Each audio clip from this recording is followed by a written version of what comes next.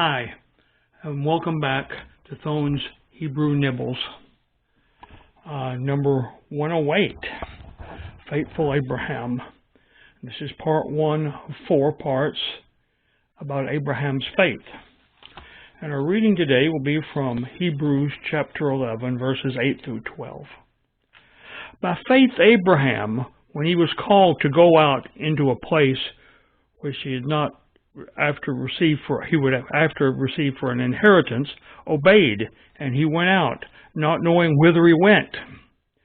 By faith he sojourned in the land of promise, as a strange country, dwelling in tabernacles with Isaac and Jacob, the heirs with him of the same promise. For he looked for a city which hath foundations, whose builder was a maker is God. Through faith also Sarah herself received strength to conceive seed, and was delivered of a child when she was past age, because she judged him faithful who had promised.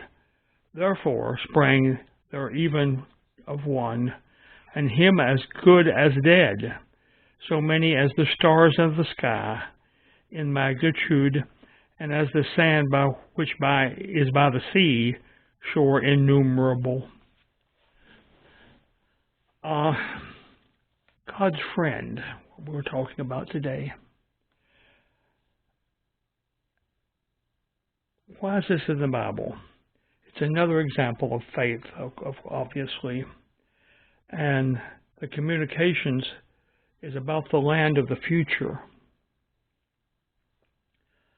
Application to me.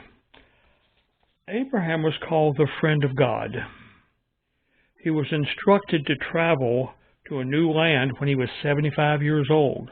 He was to travel to land which he would never own, but would eventually belong to his descendants.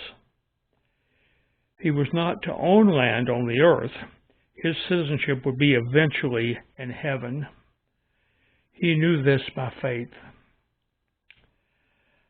God says Abraham believed that what I told him to do, and he did it.